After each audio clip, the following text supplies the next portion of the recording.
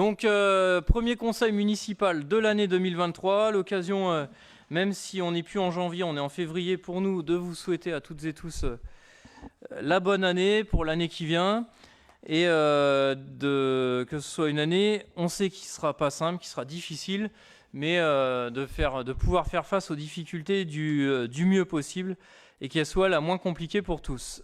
Comme de tradition, il n'est pas question qu'à nouvelle année, on change de tradition. Donc, on conserve la nôtre qui est celle de Fleury-Mérogis, à savoir que le premier temps, avant de débuter officiellement le conseil municipal, le premier temps est dédié éventuellement des questions que souhaiteraient poser des membres du public aux élus. Donc, on n'a rien reçu d'un point de vue numérique. Voilà, je me tourne vers le public si jamais il y a des questions.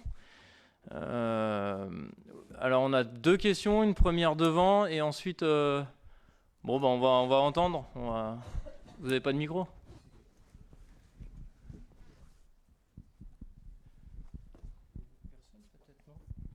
Non, après. Oui, il y a une rumeur publique qui court dans la ville actuellement, s'agissant de l'ancien maire de Fleury-Mérogis. Il aurait été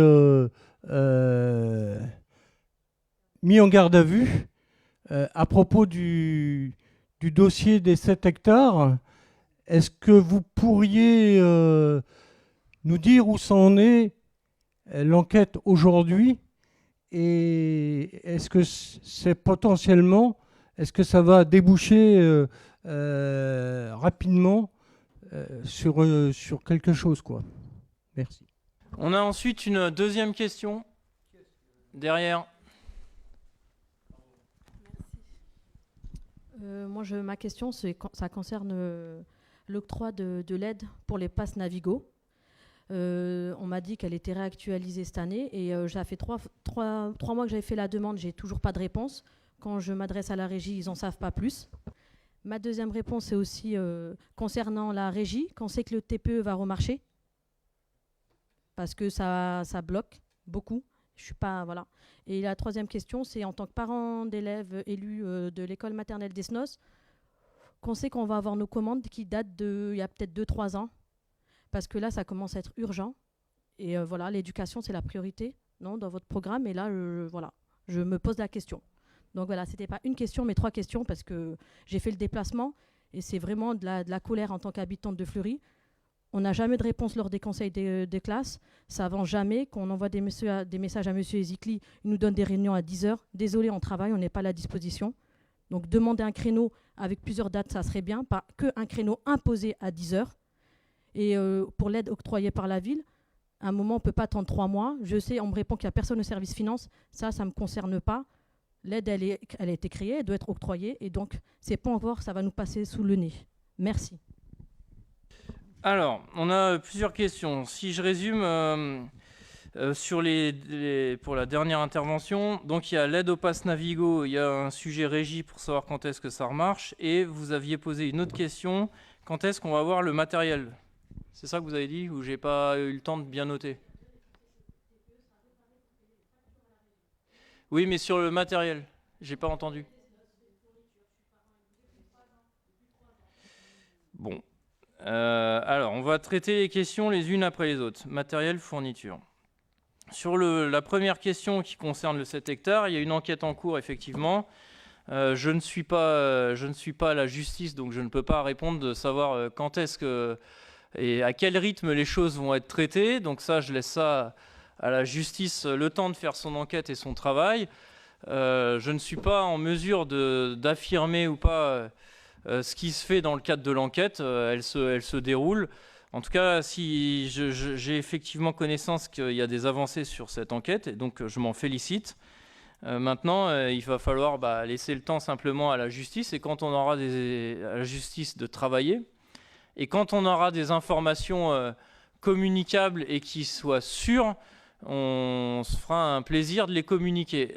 Sur ce sujet des 7 hectares, d'ailleurs, on a une délibération ce soir qui concerne le sujet, qui permet, la ville, le conseil municipal s'apprête de permettre au maire d'ester en justice pour aller plus loin au regard de ce qu'on avait déjà intenté, déjà engagé.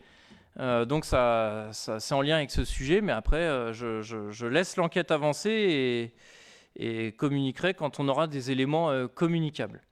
Maintenant, pour vous répondre aux trois questions que vous avez pu poser. Alors, l'aide au pass Navigo, écoutez, on n'a rien inventé, on a reconduit ce qui se faisait les années précédentes, ni plus ni moins. Donc, je ne sais pas si vous évoquez une nouvelle aide ou un nouveau dispositif, ou en tout cas, il n'y a rien de nouveau sur cet aspect. Sur la régie, quand est-ce que ça remarche le terminal de paiement ? Écoutez, je vais demander au responsable informatique, puisque c'est lui qui est chargé de ce sujet, donc je vais lui poser la question. Et ensuite, vous dites quand est-ce qu'on va avoir le matériel, les fournitures. J'ai toujours du mal à comprendre. Vous parlez du matériel, des fournitures pour les parents d'élèves ou pour... je ne comprends pas. Pour les écoles ou... Bon, alors donc le matériel pour l'école, cette question se traite et se gère entre les directions d'école et le service. Et donc là, comme ça, quel matériel, quoi, comment, depuis quand, enfin tout ça, il faut que je me renseigne, mais je ne sais pas sous quelle autorité vous interpellez pour demander quand est-ce que le matériel est fourni. Oui, mais le matériel, il est dédié aux écoles, pas aux parents d'élèves, vous êtes d'accord ? Et vous n'êtes pas représentant des écoles. Alors, d'abord, les parents d'élèves ne sont pas les représentants des enseignants. Ça, voilà. D'accord. Et ça ne vous donne pas à ce titre tous les droits. Et donc, moi, je vais me renseigner auprès des directeurs d'école de savoir de quelle commande il s'agit. Et la réponse sera formulée aux directeurs d'école, parce que c'est avec eux qu'on travaille pour les sujets de matériel dans les écoles.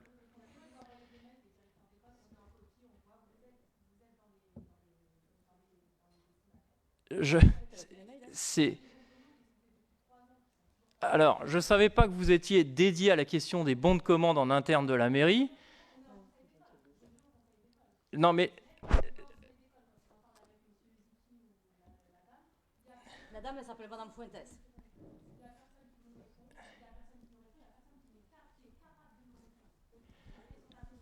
Le sujet des bons de commande...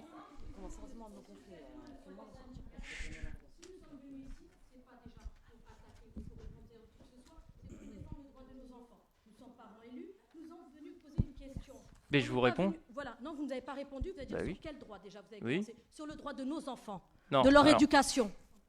Vous pouvez hausser le ton, c'est pas le fait de parler fort qui vous donnera raison. Non, mais je ne parle pas plus fort. Voilà. Moi, pourquoi je suis venue aujourd'hui ? Parce qu'à chaque conseil d'école, on n'a pas de réponse, monsieur. Est-ce que c'est logique ? Donc, c'est quand c'est qu'on va aborder le sujet avec vous ? Plus qu'en conseil d'école, on ne nous répond pas, on ne sait pas, je ne peux pas m'avancer. C'est pour ça que je suis venue ici. Bon. Il y a quand même des enseignantes qui ramènent leurs propres meubles, leurs propres chaises pendant les grandes vacances.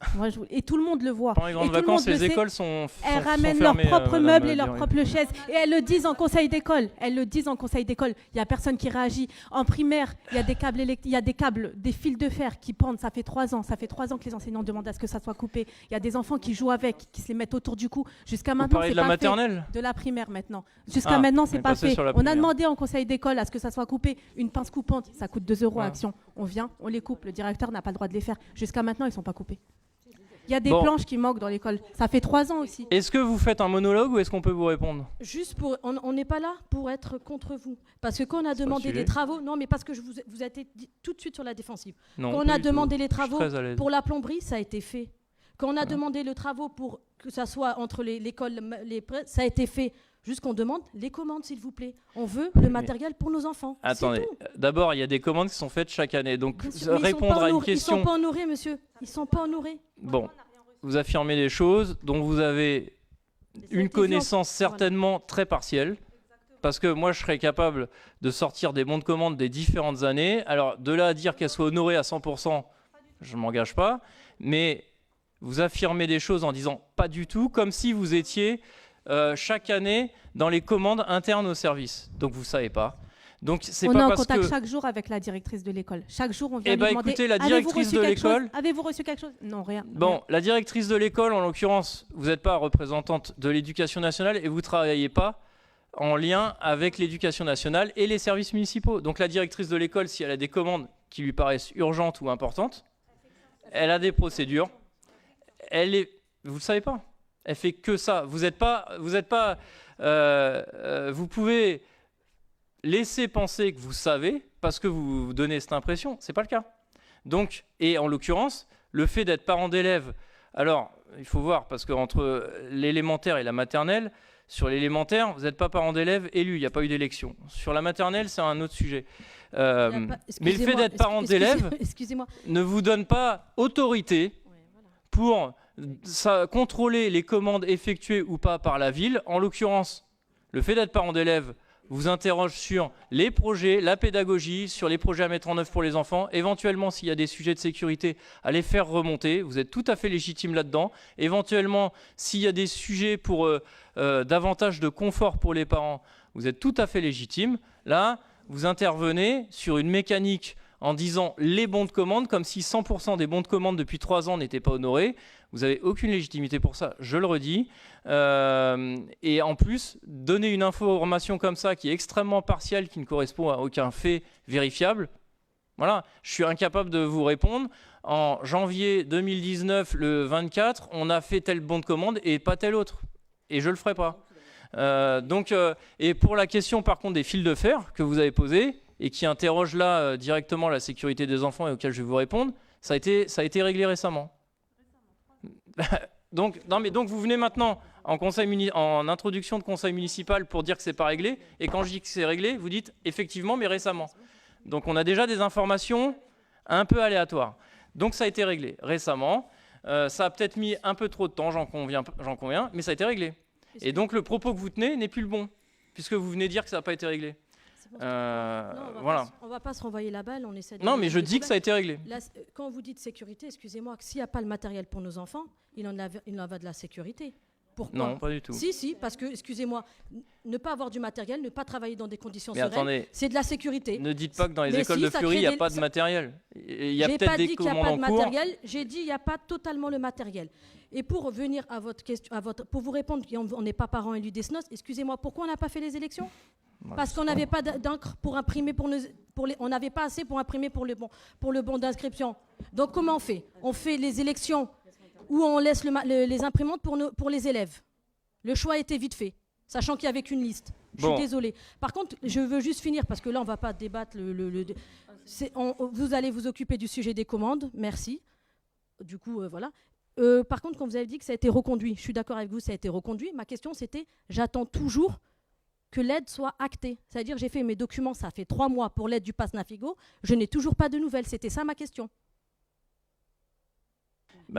Il a répondu en disant que c'était reconduit. Comment ça se fait que je n'ai pas, ça fait 3 mois que j'ai fait la demande pour être remboursée, pour avoir l'aide, c'est toujours pas reçu, je n'ai pas acté, j'ai pas de nouvelles. Vous avez compris? Non, j'ai compris. Mais voilà, non, mais parce qu'il a dit, il a répondu, j'ai bien compris que vous avez reconduit, mais ça part... Bah oui, mais du coup, je prends en compte le fait, je vais me renseigner auprès du service finance pour savoir, par rapport à ce qui se faisait, on a reconduit la même chose. Comment ça se fait que des habitants viennent me dire qu'ils n'ont pas pu bénéficier?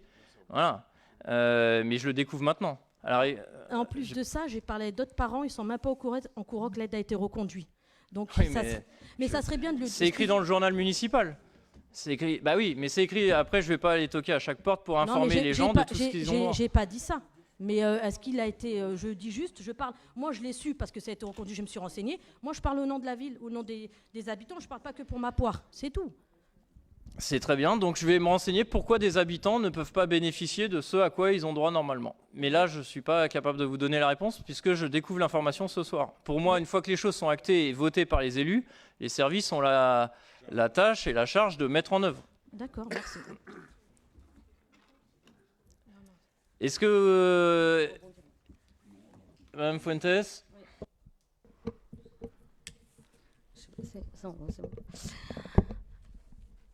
Alors pour le coup, je voulais intervenir parce que c'est moi qui suis dans les conseils d'école. Donc effectivement, je vous ai en conseil d'école, que ce soit à la maternelle des SNOS comme sur l'élémentaire.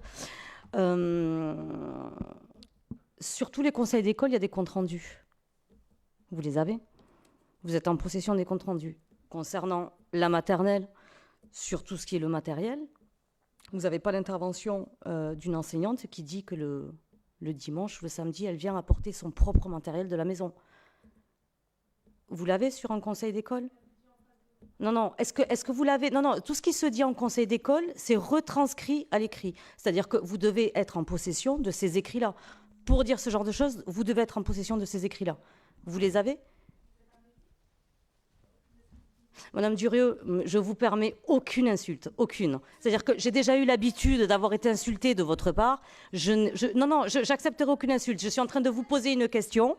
Non, mais je vous permettrai pas. Je vous permettrai absolument pas une seule insulte à mon encontre.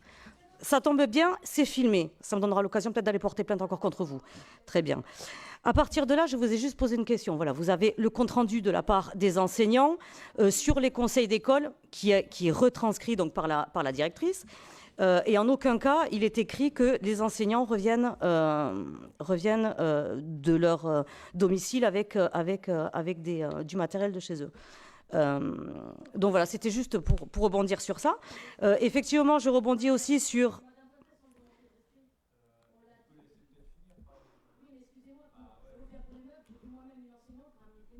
Après, elles ont le droit de ramener des choses pour les ateliers avec leurs enfants. Elles ont le droit de ramener des choses pour les ateliers avec les enfants. Ça, il y a aucun problème à ce niveau-là.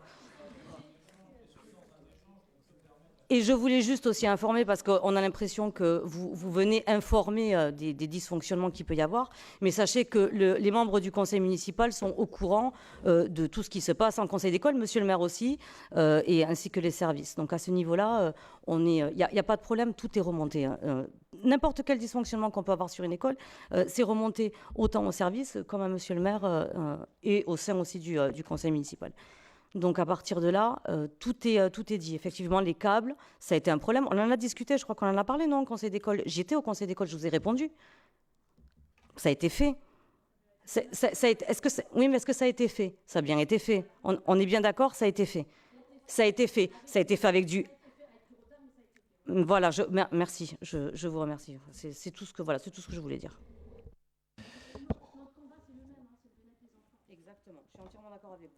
Tout à fait. Et je me rapprocherai quand j'aurai l'occasion des directeurs ou des enseignants pour savoir quel est le mobilier indispensable qui fait qu'ils en sont conduits à ramener carrément du mobilier de chez eux au sein de l'école. Et puis je saurai aussi informer des sommes qu'on dépense chaque année pendant les grandes vacances pour donner le montant des sommes qu'on investit dans les écoles chaque année. Qui sont loin d'être insignifiantes. Mais j'ai entendu ce que vous avez dit, c'est-à-dire les enseignants n'ont pas assez de matériel pour les enfants qui sont quasiment en danger du fait du manque de matériel dans les écoles de Fleury-Mérogis. Est-ce qu'il y a d'autres questions du coup ?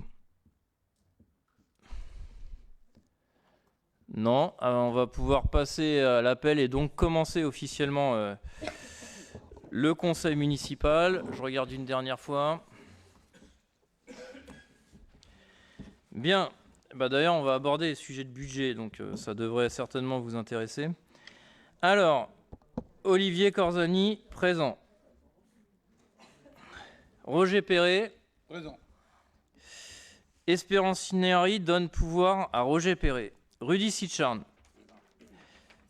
Aïs Fuentes, Yves Guettari donne pouvoir à Nordine Medouni. Daniel Moisan, Nordine Medouni, Isabelle Durand, Ghislaine Laruelle, Maria Bernardo donne pouvoir à Daniel Moisan. Annie Marcet, Christian Darras, Martine Goissens, Jeannette Otto, Didier Gaba, Rudy Gastrin, Laurent Doisselet, Aline Thiol, Marie-Gisèle Belzine donne pouvoir à Rudy Sitcharn, Tiffaine Valderon, Sami Toumi donne pouvoir à Isabelle Durand, Hicham Ouba, Mamadou Sakho, Satital, Mélanie Barbou donne pouvoir à Aïcha Mouba. Julien Corzani.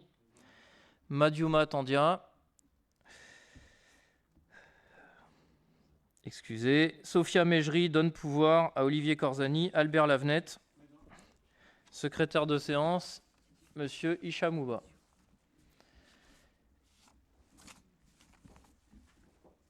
Alors,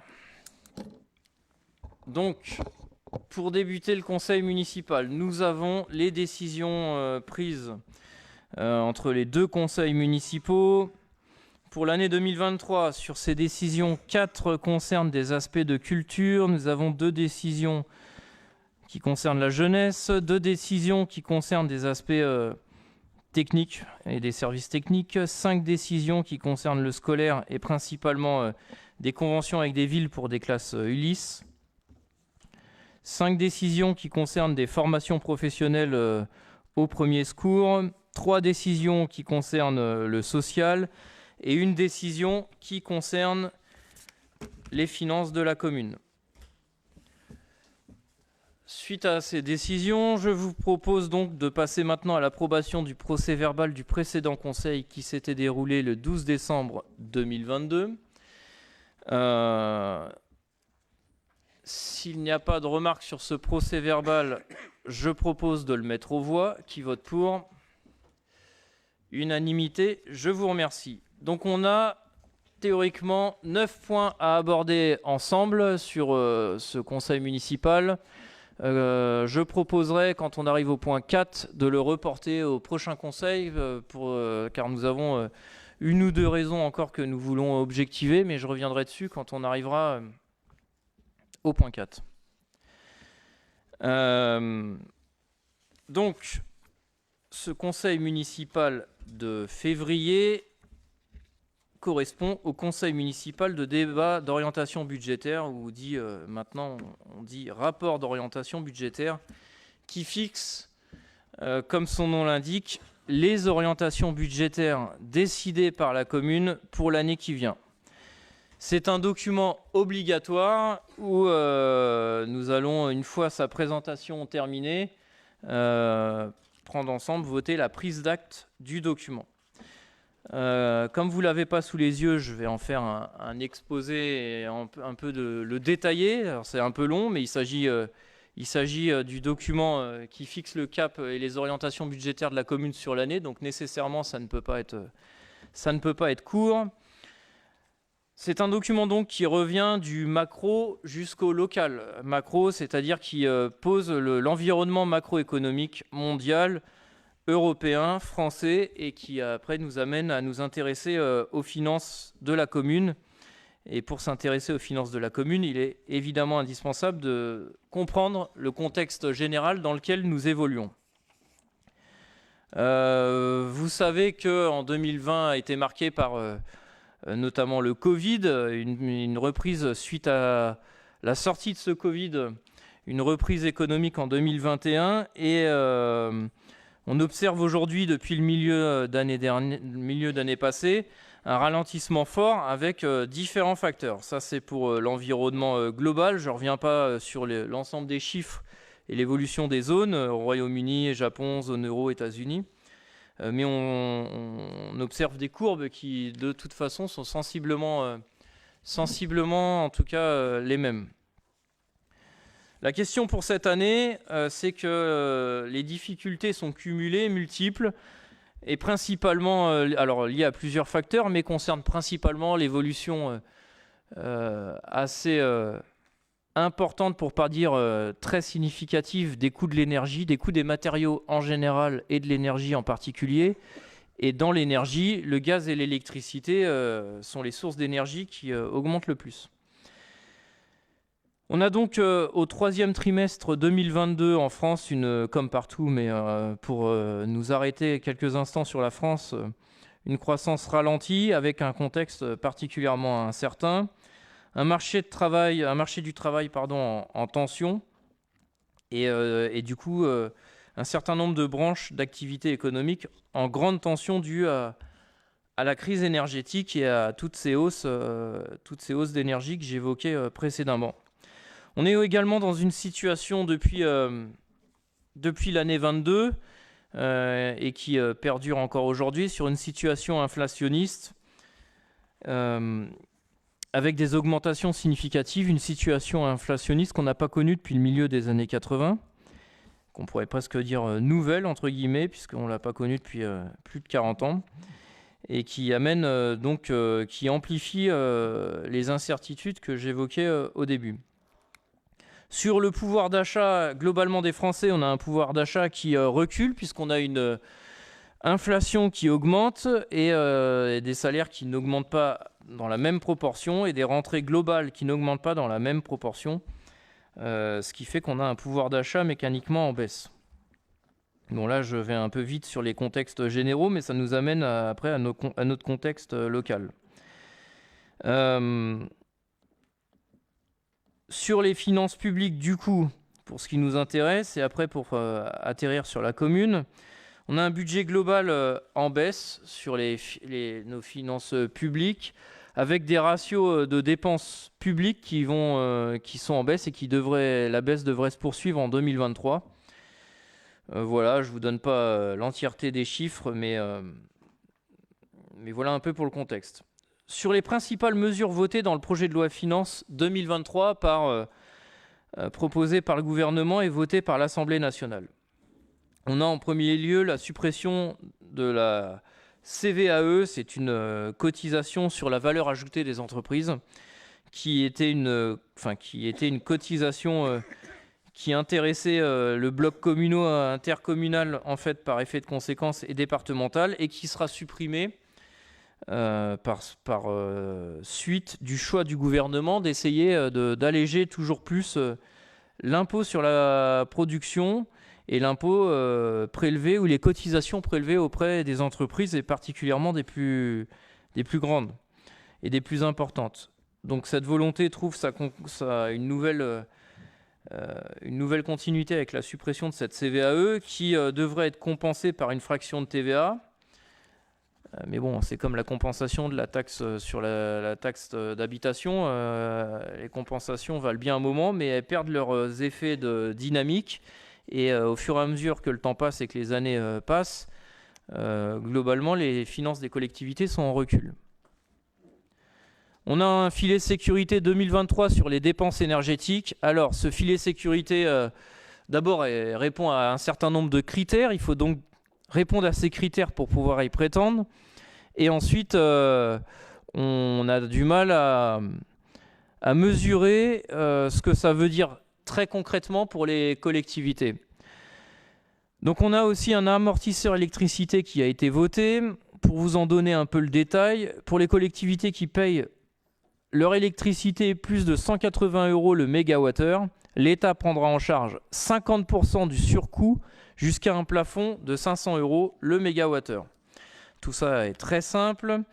Et donc, en fait, les collectivités ne devraient pas le toucher directement, mais la facture devrait se faire automatiquement sur la facture EDF. On attend de voir, c'est ce qui est voté, on attend de voir concrètement ce que ça voudra dire sur notre facture énergétique. Pour l'année 2022, j'y reviendrai après, la hausse de la facture énergétique de la commune est quand même significative parce qu'on parle de quasiment 500 000 €. Il est prévu dans le projet de loi de finances 320 millions d'euros d'augmentation de la DGF, la dotation globale de fonctionnement.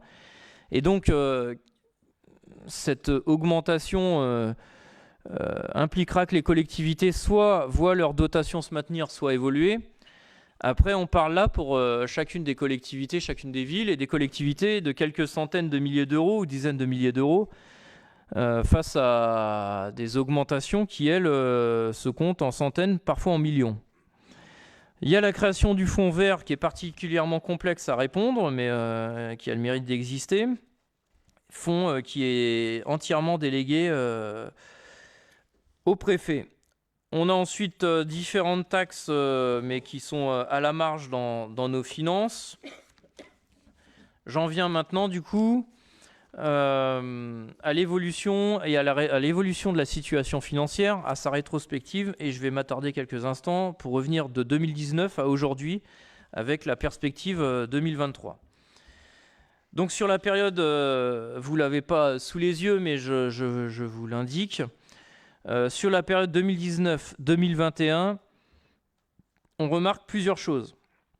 On remarque d'abord que l'épargne brute augmente significativement. Elle passe de 1,9 million en 2019 à 2,9 millions en 2021. Ce chiffre est le résultat de deux phénomènes, une dynamique sur la fiscalité et une maîtrise des dépenses réelles de fonctionnement. 2,9 millions en 2021 et on est en épargne brute à 1,1 million en 2022. Donc on a une baisse significative, elle aussi, cette fois. On avait des augmentations significatives et là on a une baisse significative, mais qui s'explique par différents facteurs. Qui s'explique par l'augmentation du coût de l'énergie, j'en parlais tout à l'heure et je vais y revenir, qui est important.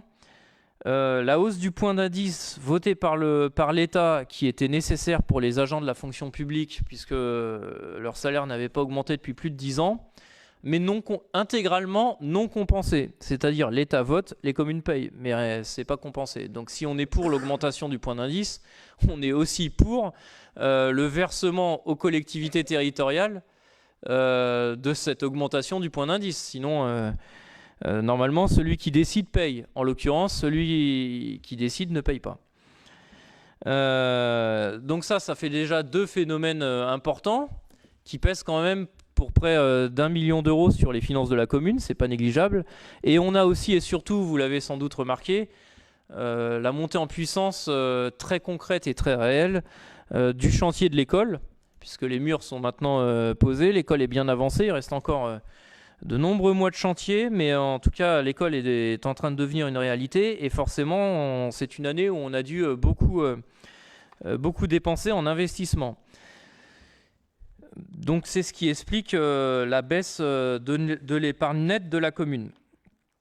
L'ensemble de ces phénomènes cumulés.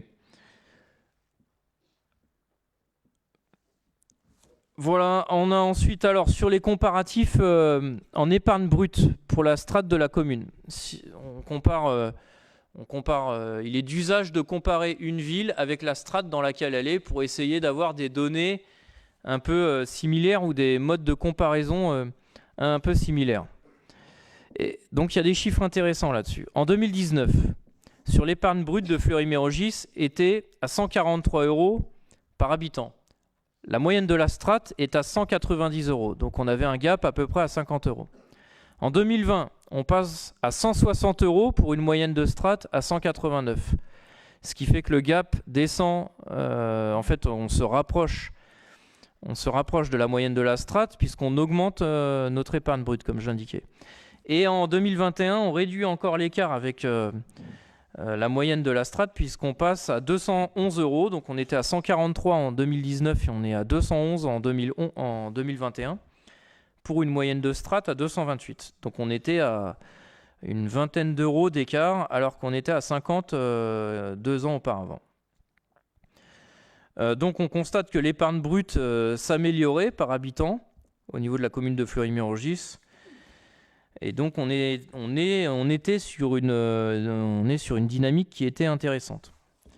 Sur l'évolution des recettes, on a un sujet puisqu'on a les bases qui évoluent régulièrement, excepté sur la période 2021-2022, puisque les bases évoluent entre 2018 et 2021. Et donc on questionne l'administration financière et si les réponses qu'elle nous fournit sont techniques et ne satisfont pas, on a une baisse des bases entre 2021 et 2022. Une contraction quand même dans les finances communales de pas loin de 600 000 €. Donc c'est pas neutre. Ça concerne le chapitre 73, les impôts et les taxes. Donc ça c'est l'évolution des recettes de fonctionnement. On passe ensuite au chapitre 70, toujours sur nos recettes, où là il s'agit, le chapitre 70, des services fournis par la commune et qui sont payants. Et donc on est sur des recettes qui sont en baisse, mais qui sont, on va dire, sur un rythme bas de croisière. Il va falloir retrouver un rythme plus haut. On a ensuite le chapitre 74 qui concerne les différentes dotations, qui globalement se stabilisent. Quelques-unes étaient en diminution l'année passée. On verra si cette année elles reviennent au niveau où elles étaient ou si elles augmentent un petit peu. En tout état de cause, ça ne comblera pas les différentes évolutions et de dépenses. Sur les dépenses de fonctionnement, elles sont stables et maîtrisées, mais malgré tout, malgré tous les efforts qu'on peut faire pour tenter de les maîtriser, il y a des augmentations inhérentes aux décisions que nous pouvons prendre, donc qui sont exogènes à la commune. Ça revient à ce que je disais tout à l'heure sur celui normalement qui décide paye, et en l'occurrence, il y a celui qui décide et celui qui paye, et les deux ne sont pas les mêmes. Donc, facteur exogène qui impacte durement nos dépenses. Et je le répéterai souvent sur cette soirée sur la présentation de ce ROP parce que ça impacte nécessairement le budget de la commune de façon importante et pas que de la commune de Fleury-Mérogis mais de toutes les collectivités qui sont particulièrement inquiètes par rapport à la situation qui nous est posée. Donc on passe sur les cotisations et les salaires et les cotisations de personnel. On était en 2019 qu'on pourrait considérer comme une année de référence puisque c'était une année hors Covid. On était grosso modo à 10,7 millions. On est aujourd'hui à 11 millions en sachant qu'on a eu, comme je le disais, un certain nombre, la hausse du point d'indice, je reviens dessus, qui, je le redis, était nécessaire et insuffisante, mais qui est intégralement pas compensée. Voilà. Sur la masse salariale de la commune, elle représente toujours 73% des dépenses de fonctionnement malgré toutes les hausses exogènes à la commune. Donc les efforts ont été significatifs pour maintenir ce taux. Après, il faut prendre ce ratio aussi avec précaution. Ça signifie que la commune a gardé un nombre important de compétences en interne et qu'elle n'en a pas fait, qu'elle ne les a pas transférées ni au secteur privé ni en délégation de services publics. Donc elle assume elle-même un certain nombre de compétences en direct. Et donc il faut aussi le prendre comme ça. Pour l'année 2023, sur le chapitre 12 qui concerne donc les charges de personnel, il est prévu, en tout cas dans le document, on prévoit de les anticiper avec une hausse de 3%, parce qu'il y a l'augmentation du point d'indice à prendre en compte sur l'année entière. L'année passée, cette augmentation était sur la moitié de l'année. Et puis, vous avez le GVT, le glissement vieillesse des agents qui, naturellement, fait progresser chaque année la masse salariale globale. Puis, vous avez ensuite, éventuellement, des hausses qui pourraient être encore décidées ailleurs et devoir être payées par la commune. Nous avons ensuite, donc, sur le document, la synthèse qui reprend les principaux indicateurs du rapport social au 31 décembre 2021, donc pour l'année 2021. Si on doit donner 2-3 chiffres clés, sans entrer dans le détail de tous les chiffres, la collectivité en 2021 avait 338 agents employés, dont 20% sont titulaires de la filière administrative, 44% titulaires de la filière technique, et puis ensuite le médico-social, le culturel et le sport représentent à peu près 16%. Sur la répartition par genre, nous avons dans les fonctionnaires 36% d'hommes, 64% de femmes. Chez les contractuels, 29% d'hommes, 71% de femmes. Et donc sur l'ensemble, 34% d'hommes, 66% de femmes. On a une pyramide des âges plutôt où la majeure partie des agents sont compris entre 30 et 49 ans.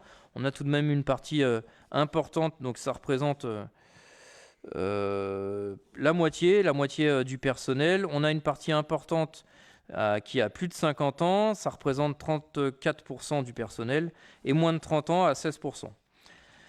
Voilà ce que je peux dire. Ensuite, nous passons au chapitre 11.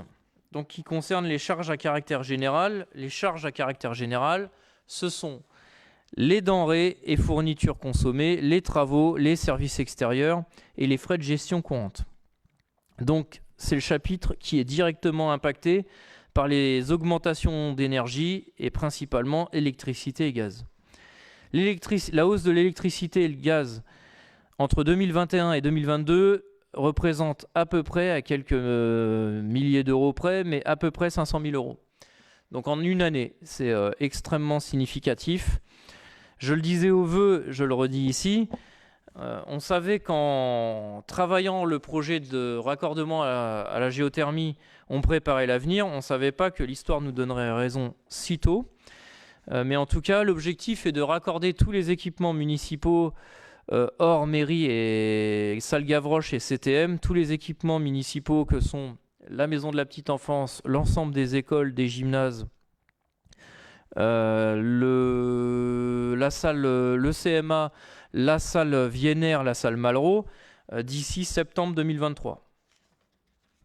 Pour pouvoir avoir une énergie locale et au coût un peu plus maîtrisé que ce que la libéralisation de l'énergie a provoqué sur le gaz et l'électricité.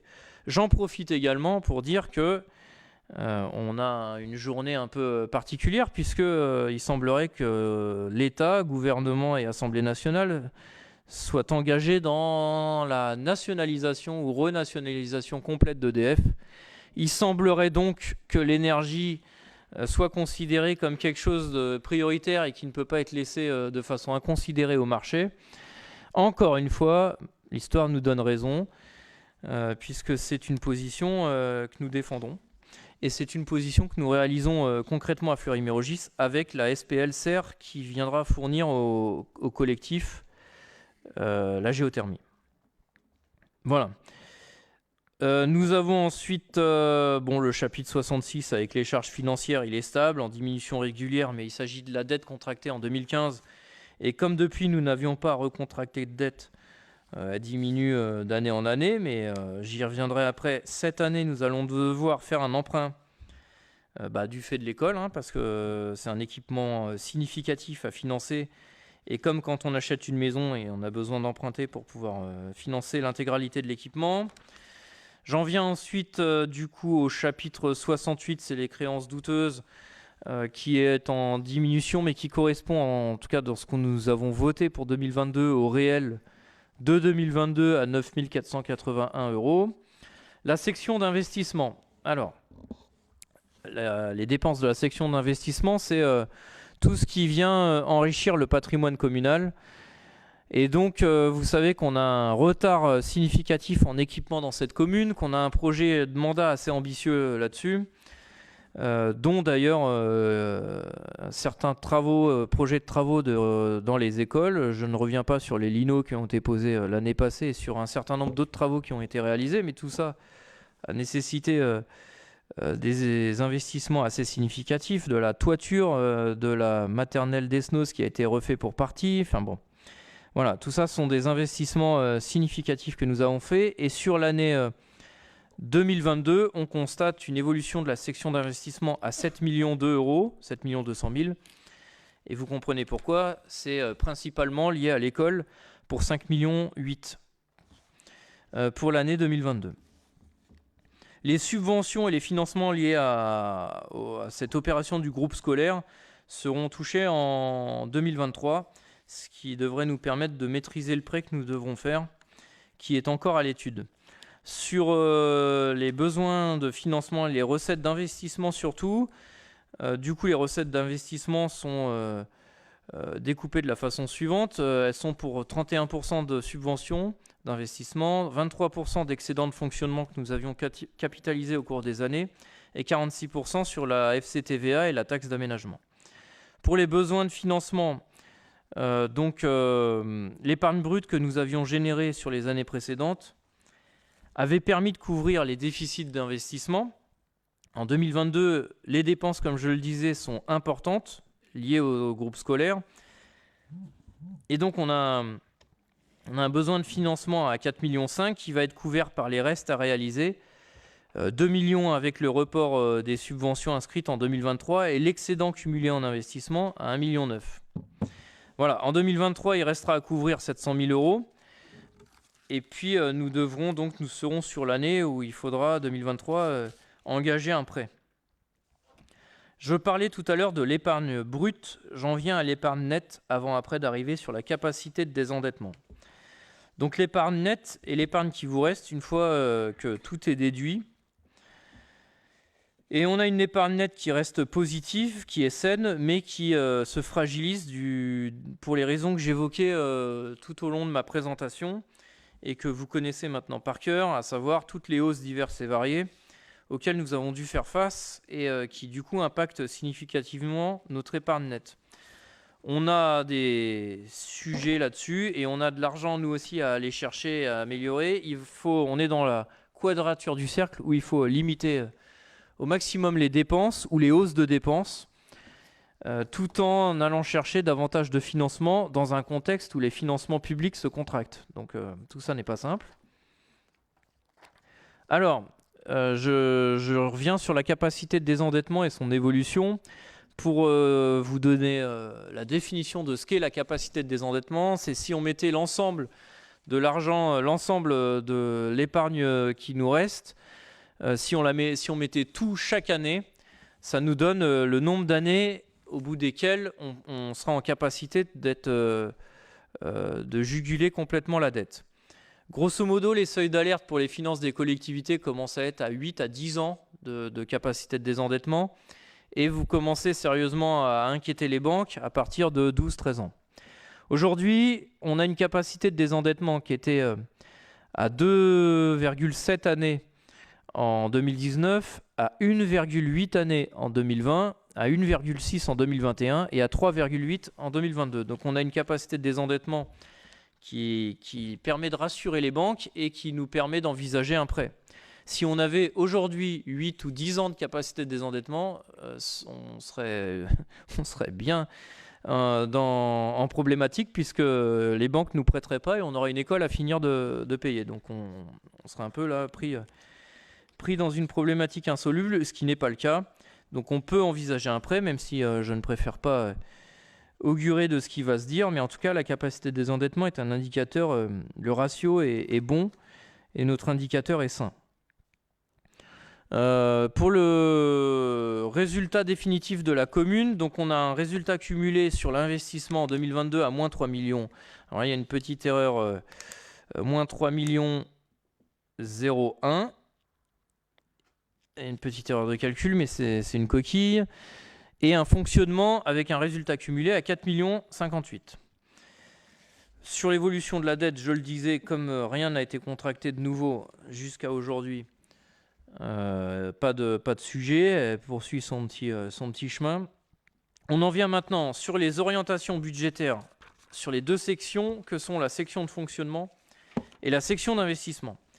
Donc il faut comprendre la difficulté qui est la nôtre. C'est qu'on il y a des besoins de la population à couvrir, il y a des engagements à tenir, mais il y a aussi un contexte, une situation qui n'existait pas il y a 3 ans et qui existe aujourd'hui, avec toutes les hausses et la flambée de tout ce que j'ai déjà eu l'occasion d'évoquer. Donc c'est une équation un équilibre assez fin et subtil à tenir.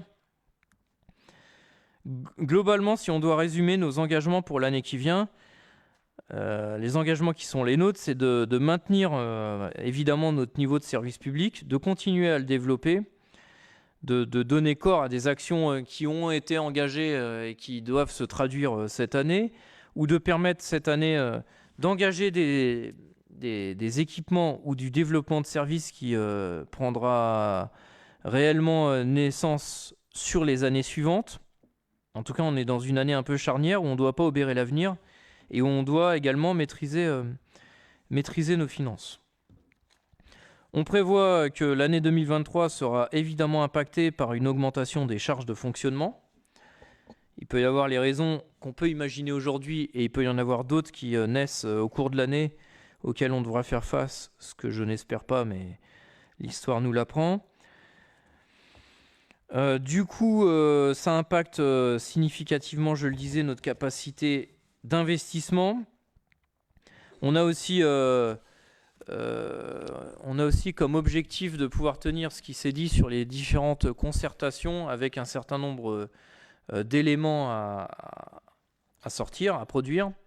On prévoit pour la section de fonctionnement d'inscrire une augmentation de 3% du budget au chapitre 12. On prend en considération, donc, comme je le disais tout à l'heure, l'augmentation du point d'indice sur une année pleine. qu'on a des postes de cadre à couvrir et que du coup on projette de pouvoir les couvrir. On a l'augmentation liée au GVT. Et puis on a des projets assez majeurs qui vont aboutir, ou en tout cas commencer à aboutir cette année. On a la vidéoprotection qui doit commencer à s'installer sur le territoire à partir de la fin d'année et qui viendra ensuite se terminer pour l'année 2024. Et puis on a, je le disais, un certain nombre de sujets liés aux différentes phases de concertation, que ce soit des Sinon-Fleury ou les ateliers de la fraternité. Sur les dépenses au chapitre 11, on travaille à les contenir et à essayer de limiter le choc inflationniste sur les finances de la commune, notamment sur les denrées, les fournitures et combustibles et carburants. Comme je le disais, l'arrivée de la géothermie nous permet d'essayer d'envisager de contenir toutes ces évolutions. Voilà ce qu'on peut dire globalement. Pour ce qui est de donner l'idée de quelques chiffres à tout ça. On prévoit donc de débloquer une enveloppe pour les cités éducatives, puisque les cités éducatives, vous le savez, le label a été obtenu l'année passée et les projets dans le cadre des cités éducatives sont financés à 80%, mais il faut prévoir les 20% restants. Donc on prévoit cette enveloppe autour de 40 000 euros. On prévoit aussi une enveloppe de 40 000 euros si jamais nous étions dans une année de démarche de participation, de démocratie locale ou de concertation. On prévoit aussi de maintenir un haut niveau budgétaire dans le champ des politiques jeunesse en consacrant un certain nombre d'enveloppes sur la prévention spécialisée, les animations d'été et les activités proposées au 16-25, tout ça pour une enveloppe de 50 000 euros. Les animations d'été, l'été à Fleury pour une enveloppe prévue à 30 000 euros et une enveloppe consacrée à 20 000 euros pour un développement de programmes d'activités sportives ouvertes au Fleury-Acumois en dehors de l'inscription à une association. Enfin, et le contexte nous y invite très sérieusement, on prévoit dans ce budget, en tout cas dans ces orientations budgétaires, puisque le budget sera voté fin mars, une enveloppe de 50 000 euros pour conduire une étude sur un bilan, un audit thermique et énergétique de l'ensemble de nos bâtiments, qui doit donner lieu ensuite à un plan pluriannuel d'investissement pour limiter le fonctionnement de nos bâtiments. Du point de vue de la fiscalité, la commune étudie toutes les possibilités pour parer aux hausses annoncées pour l'année qui vient, l'année 2023. Pour la section d'investissement, donc là, pour les projets que nous prévoyons de budgétiser, avec l'objectif de les faire soit atterrir cette année, soit débuter cette année. Donc on a la finalisation du chantier de l'école, pour un montant compris autour de 9,5 millions, l'installation de la vidéoprotection, où nous prévoyons 700 000 euros cette année, avec les 500 000 de l'année passée, ça fait quand même un projet à 1,2 million. L'opération de transformation de la crèche familiale en multi-accueil pour un montant de 800 000 euros. L'aménagement d'un local ASVP, et comme c'est un local important avec un espace à côté, pour 500 000 euros. L'inscription de 300 000 euros dédiée à l'aménagement sur des espaces verts. La reconduction d'une enveloppe de 100 000 euros pour l'aménagement d'aires de jeu et de terrains de proximité. L'inscription d'une enveloppe de 450 000 euros pour les travaux d'entretien du patrimoine communal, dont les écoles évidemment. L'inscription d'une enveloppe de 500 000 euros au cas où une situation foncière se poserait. Que dire d'autre pour conclure ce sujet ? Comme je le disais, le document se termine dans les orientations budgétaires en indiquant que nous sommes l'année où nous allons devoir faire un prêt, qui du coup n'est pas il y a les bons prêts et les mauvais prêts. Le mauvais prêt, c'est le prêt à la consommation, le prêt qui vous sert à financer votre fonctionnement, c'est illégal, mais on s'interroge encore sur le prêt de 2015 et son utilité, sa nécessité. Et donc nous on prévoit de faire un prêt pour payer des équipements, et ça c'est le prêt qui vient enrichir le patrimoine des Fleury-Acumois. C'est comme si on pouvait faire un parallèle pour un habitant ou pour qui que ce soit. quand vous faites des prêts à la consommation, vous faites des prêts, vous consommez, mais vous enrichissez pas votre patrimoine. Vous faites un prêt immobilier, vous achetez une maison, vous remboursez chaque mois, chaque année, mais là, vous avez enrichi aussi votre patrimoine. Et donc, c'est la même chose. Voilà ce que je peux dire pour la présentation du rapport d'orientation budgétaire de l'année 2023 avec toute sa complexité. Mes chers collègues, avez-vous des remarques sur cette présentation ou pas? Non. Si vous n'en avez pas, je propose de mettre aux voix. Qui vote pour? Unanimité pour la prise d'acte. Je vous en remercie. Point suivant sur le 7 hectares, qui fait donc le lien avec la question qui avait été posée en préambule du conseil municipal. Alors, je vais vous lire les considérants, enfin je vais vous en faire un résumé, je vais vous lire les considérants, je ne le fais pas toujours, mais là ça résume l'étape où nous en sommes. La commune, alors l'engagement qui était le nôtre, je vais commencer comme ça, l'engagement qui était le nôtre a été strictement respecté. Et c'est aussi une fierté pour cette majorité municipale d'avoir pris des engagements et de les avoir tenus. Nous nous étions engagés à réaliser des analyses sur le terrain des 7 hectares. Ces analyses, nous étions engagés à les faire avec les gens et devant les gens. Donc le cahier des charges avait été rédigé lors de réunions publiques avec les habitants en 2019. Les analyses ont été réalisées sur le terrain des 7 hectares en présence des habitants qui souhaitaient assister à la réalisation de ces analyses. Leurs rendus des analyses ont été rendus publics au cours d'une réunion publique et le document communiqué.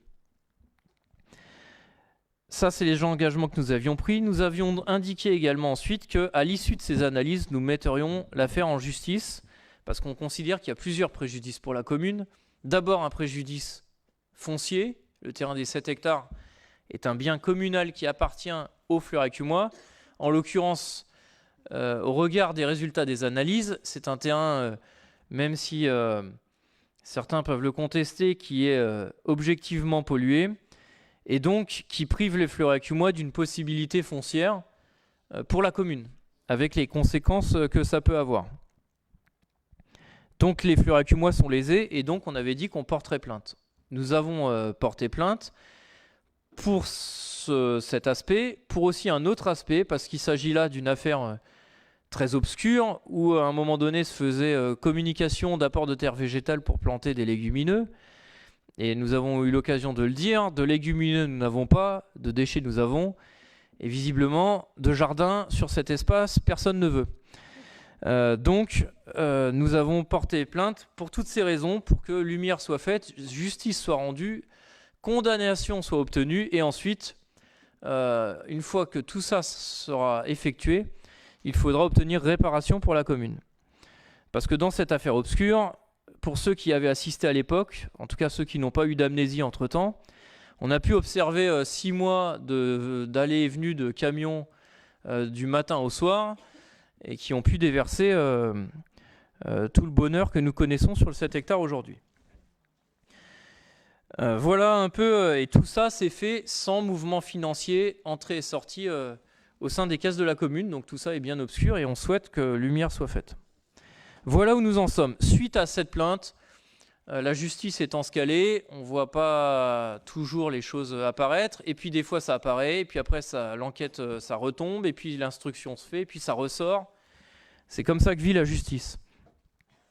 Donc, il s'est passé depuis des choses, et effectivement, il y a des avancées dans l'enquête, et ces avancées nous amènent à la délibération pour que nous poursuivions le travail en justice de la commune. Nous sommes donc dans une parfaite continuité, et nous tenons toujours ceux qui faisaient que nous étions mobilisés en 2017 et les engagements que nous avions pris 2017, 2019 et jusqu'à aujourd'hui. Alors, je viens maintenant au considérant. Considérant le dépôt de plainte déposée en date du 29 octobre 2020.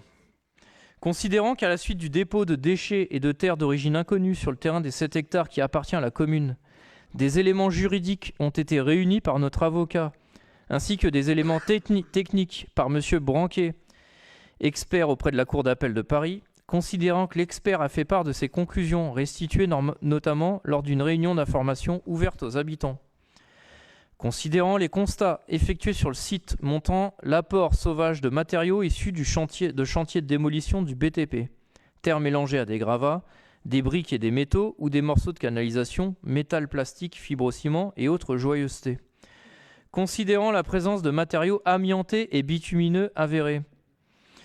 Considérant que le mélange entre des déchets inertes avec des déchets non inertes, voire non dangereux, emporte une obligation de traitement, de transport et de stockage sur des sites dédiés. Considérant que le préjudice consécutif pour la commune risque d'être important, tant cette situation va grever les usages possibles de cette réserve foncière, nonobstant ceux qui s'entêtent à vouloir y installer un collège. Considérant que la commune a saisi le procureur de la République à Paris à l'automne 2020, compte tenu de la totale opacité administrative et juridique de cette intervention intempestive et perturbante comme de ses auteurs. Considérant que cette démarche a révélé des interventions similaires sur d'autres sites d'Île-de-France en toute illégalité et qu'une phase d'enquête a été initiée sous le contrôle du procureur, appelée enquête préliminaire. Considérant que les informations collectées ont permis de caractériser des délits graves et d'identifier des auteurs, considérant qu'une information pénale a en conséquence été ouverte avec la désignation d'un juge d'instruction et que la procédure d'instruction mènera à un procès public dans plusieurs mois, voire années, considérant que la commune puisse peser sur l'instruction et demander le cas échéant des investigations particulières, qu'il est important que la commune soit reconnue dès cette phase comme partie civile avant l'étape du tribunal correctionnel, considérant enfin qu'il est utile de conforter l'action de la commune, confirmant la délégation consentie au maire d'ester en justice afin d'assurer la défense de la commune et la réparation de son préjudice avant tout ordre juridictionnel et notamment dans le cadre de l'instruction pénale en cours. Il est donc proposé d'autoriser le maire et de le mandater à ester en justice, à d'engager à cette fin toute diligence jugée utile ou indispensable, comme toute démarche devant le tribunal correctionnel et toute voie de recours éventuelle, notamment appel et pourvoi en cassation, et plus largement à agir devant tout ordre juridictionnel et toute juridiction en première instance. Voilà, mes chers collègues, si vous avez une remarque, c'est le moment de pouvoir dire ce que vous avez sur le cœur sur ce terrain. Sinon, on peut passer aux voix. Martine, tu souhaites intervenir? Martine Goissens.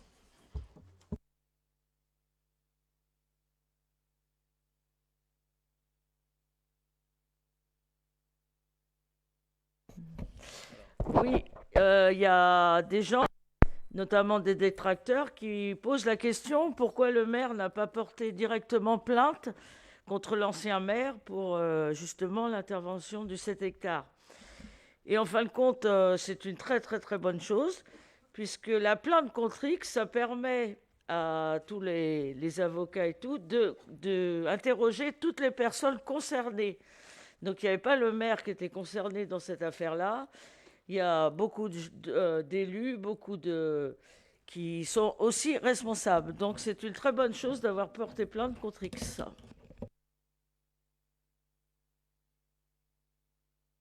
Ça met un petit...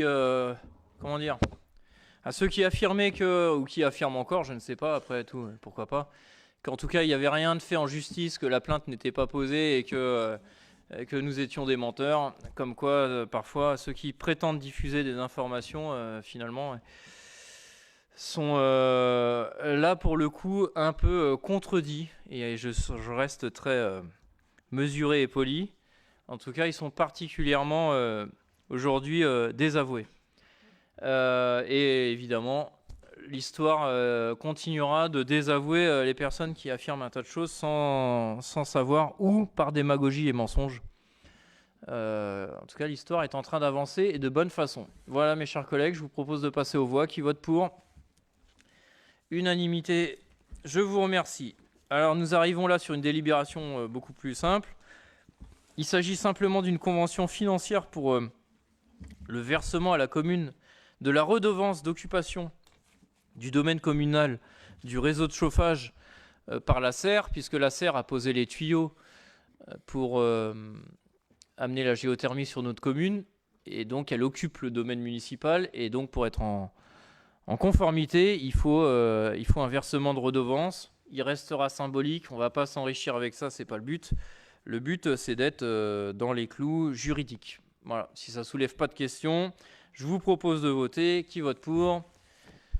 Unanimité, je vous en remercie. Alors, le point 4, je propose donc là, non pas de le voter, mais de le reporter.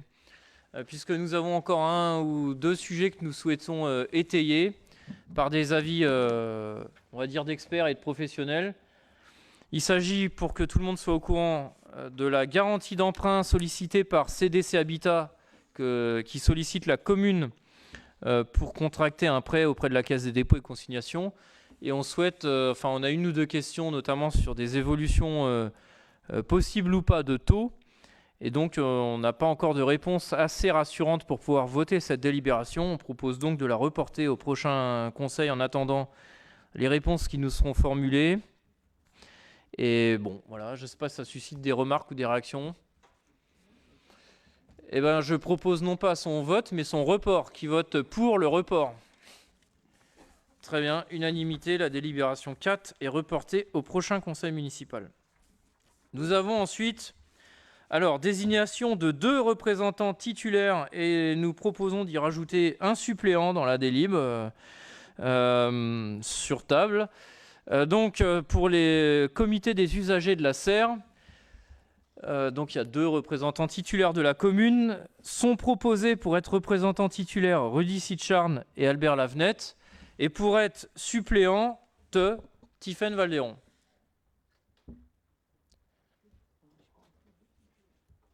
Deux suppléants. Il faut que 2 titulaires.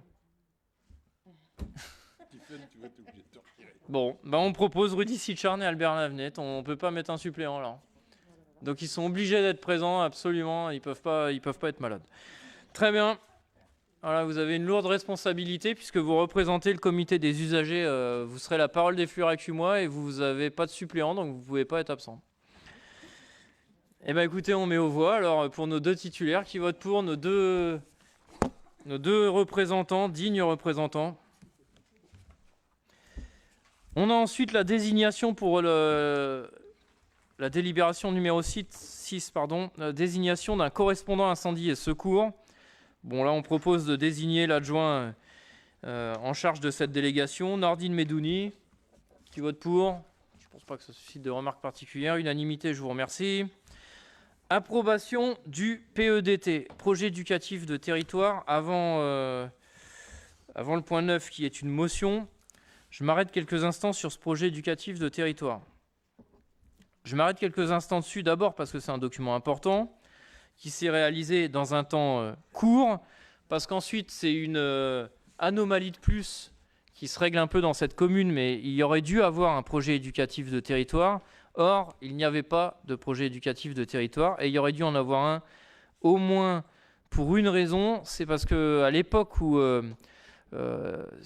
était décidé, était mis en œuvre le temps périscolaire pendant les moments d'école, si vous vous rappelez un peu de cette période, les nappes, il y aurait dû avoir un PEDT. Or, à Fleury-Mérogis, j'allais dire une fois n'est pas coutume, mais à Fleury-Mérogis, c'était malheureusement de coutume, il y avait des nappes sans projet éducatif de territoire. Donc on partait de rien. C'est un document un peu structurant du coup pour l'ambition éducative que la commune souhaite porter auprès des enfants, qui n'est pas figé. C'est un document qui évolue au cours du temps, mais il s'agit à un moment de l'acter et de le poser, et après de le faire vivre. Et puis c'est un document en plus qui a son importance parce qu'il peut amener aussi un certain nombre de financements auxquels nous n'avons pas droit aujourd'hui parce que nous ne disposons pas de projet éducatif de territoire. Je m'arrête aussi dessus parce que quand même, depuis 2019, nous sommes début d'année 2023. Depuis 2019, la commune a quand même réalisé une démarche de contractualisation avec de nombreux partenaires du territoire. Nous avons signé une convention territoriale globale avec la CAF, une CTG, en novembre 2021. Signé une convention triennale de labellisation de la cité éducative avec les 2 autres communes, l'éducation nationale, vous savez, notre cité éducative qui regroupe Fleury-Mérogis, Sainte-Geneviève-des-Bois et Saint-Michel-sur-Orge en mai 2022. Et maintenant, nous nous apprêtons à voter un projet éducatif de territoire. À chaque fois, ce ne sont pas des documents où on se voit à une réunion et le document sort et on le vote.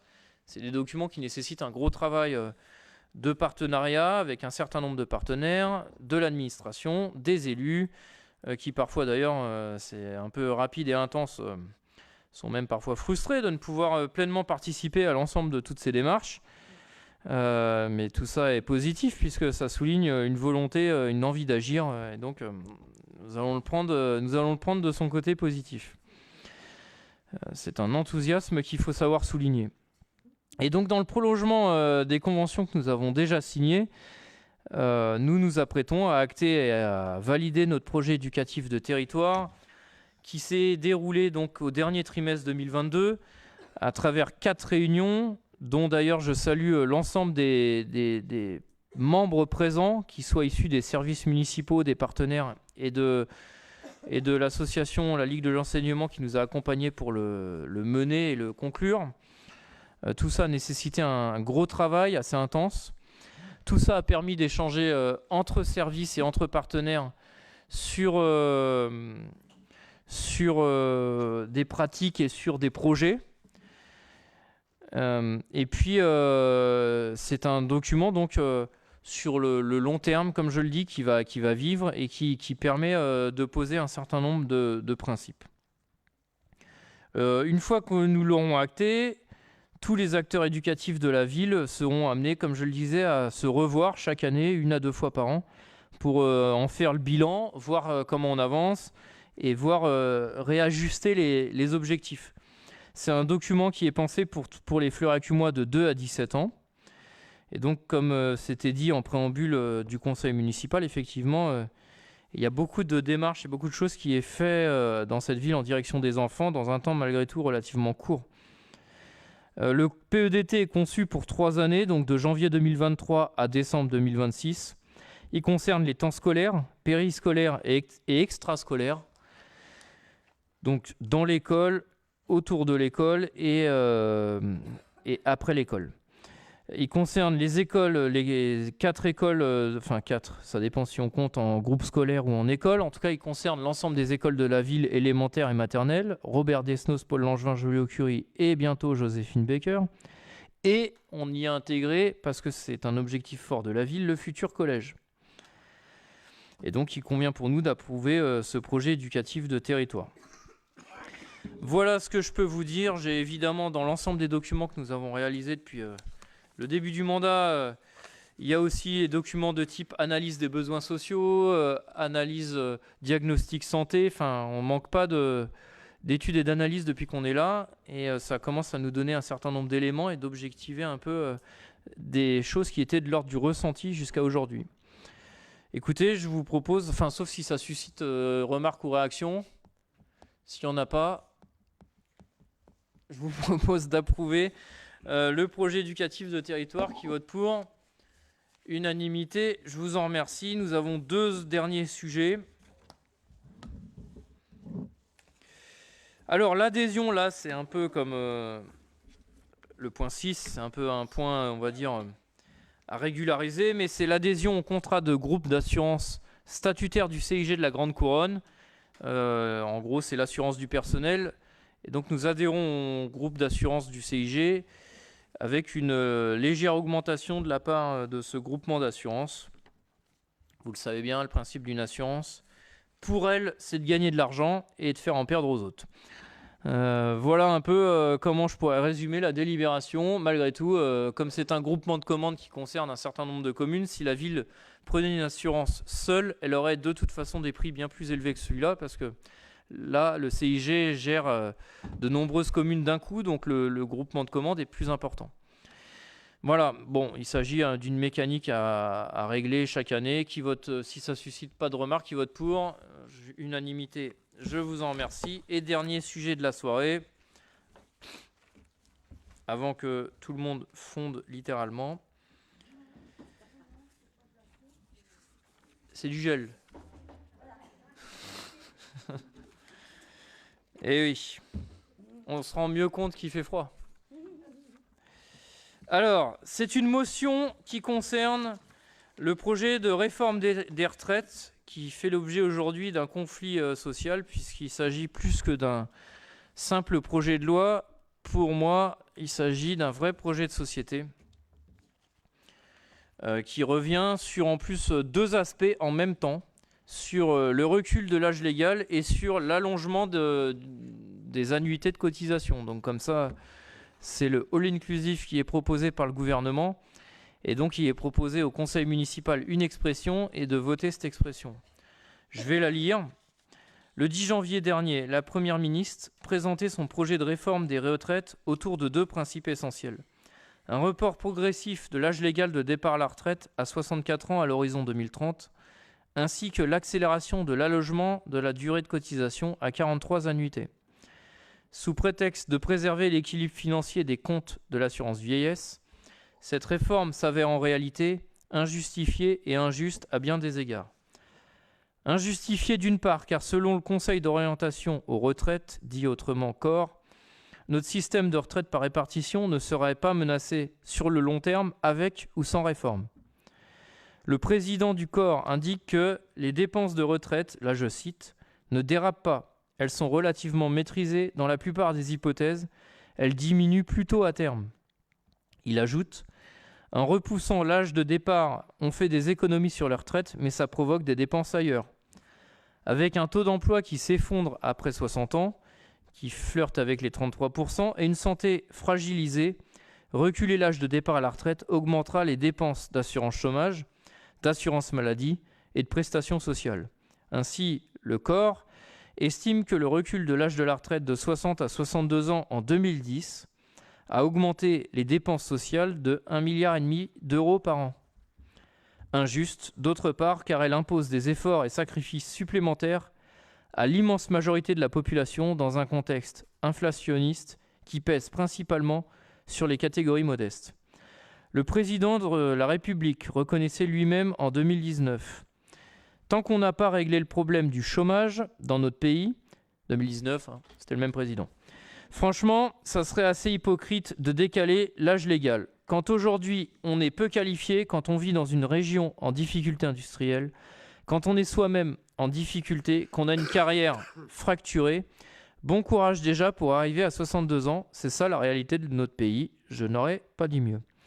Ce recul de l'âge de départ à la retraite appauvrira par ailleurs les futurs retraités, en particulier les millions de salariés aux carrières assurées, les femmes subissant le plus le travail à temps partiel et les seniors sans emploi en seront également fortement pénalisés.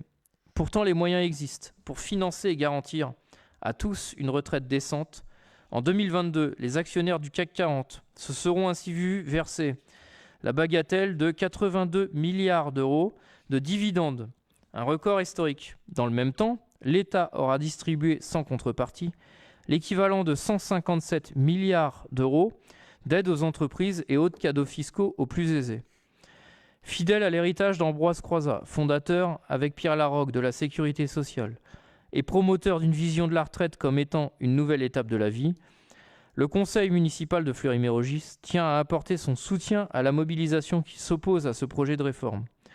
Alors que nous avons dû affronter une succession de crises ces dernières années, mettant à mal la cohésion nationale, notre pays a besoin de retrouver de l'apaisement et de l'unité. Dans cette perspective, la France doit pouvoir renouer avec le chemin de l'égalité et de la justice sociale.